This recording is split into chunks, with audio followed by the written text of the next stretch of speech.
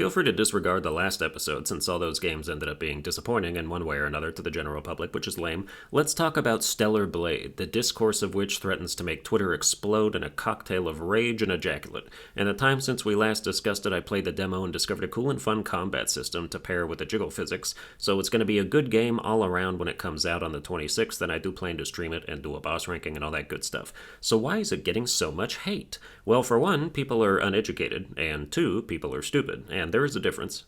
The uneducated people are upset because they think Eve, the main character, is an unrealistic depiction of a woman, a programmed sex doll made by someone who's never seen a real woman in the wild before.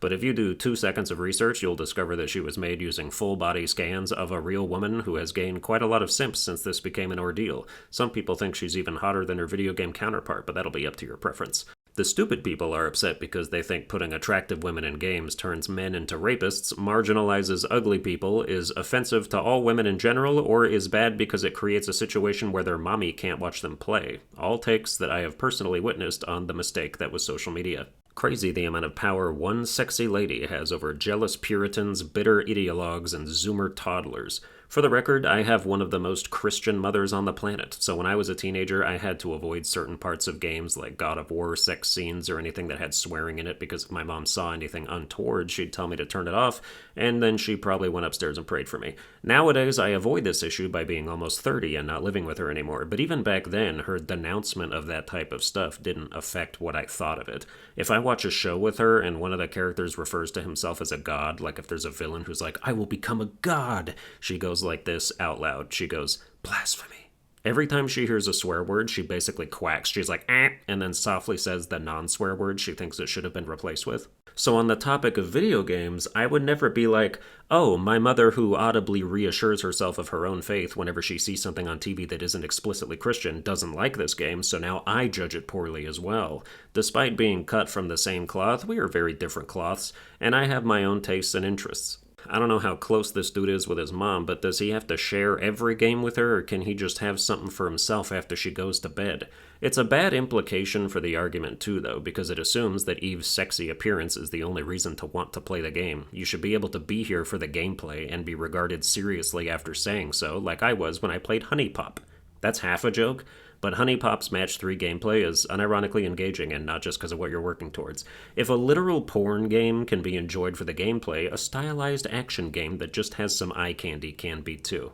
Did you guys know there's women out there who also like hot women in video games? I know, it blew me away too. Journalists don't think these aesthetic appreciating girl gamers exist because they actively stick their heads in the sand whenever one walks by. It's the same logic for why I'd rather play as a good-looking dude than an ugly one. I have to look at this motherfucker the whole game. It better not be an unpleasant experience. In a story where ugliness or plainness isn't a necessary aspect, either for comedy or situational purposes, the less ugly the better.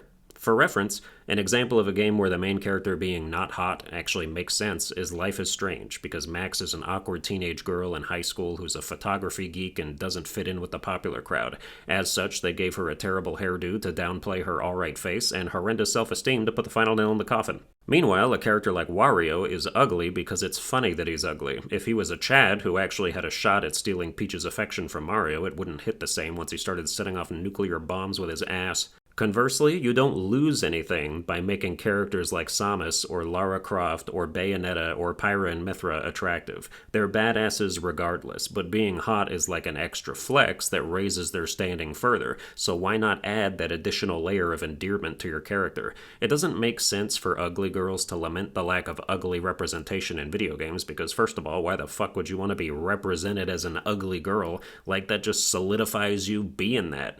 Do you look at the busted face of that Fable 4 protagonist to go, "She just like me, for real"? If you get access to a character creator, do you make them ugly on purpose to represent yourself? Video game characters are drawn and designed by hand. Devs can make them look as good as their skill and imagination allows. I don't see why you'd want to restrict yourself to making uggos if it's not a core tenet of your narrative. Like, imagine if Stellar Blade was like, here's our protagonist. She's a super badass samurai ninja space marine who goes on a one-woman planetary quest to stop an alien invasion. She's agile, peerless with a blade, an expert marksman, and for representation, we made her look like a foot. The gameplay could be the same, everything about it could be the same, except making all the characters more homely, and it would still kind of fundamentally change the experience of playing it. If Cloud, Tifa, and Aerith looked like your neighbors from down the street, the cultural impact and fandom of Final Fantasy VII would simply not be the same. And before you say, yeah, but in the PS1 days their character models were literal blocks, the box art and their concept art at the time still depicted them as all babes for that era. We live in a society where it's just plain easier to like characters who look good. Open and shut case. This isn't to say you can't make uglies if you feel like it, but if there isn't a good reason for it, don't be surprised when your characters don't catch on as well.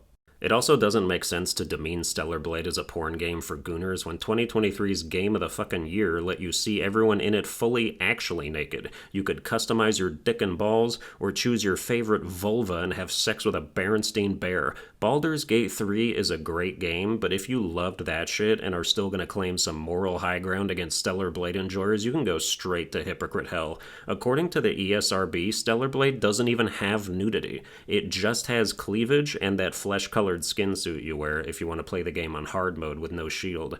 There is also no mention of sex anywhere, which makes Stellar Blade objectively less of a porn game than Baldur's Gate 3, or Cyberpunk, or The Last of Us 2, or any of these supposedly classier games. So these people are just wrong. Objectively, definitively incorrect. But will that stop them? Oh, heavens no.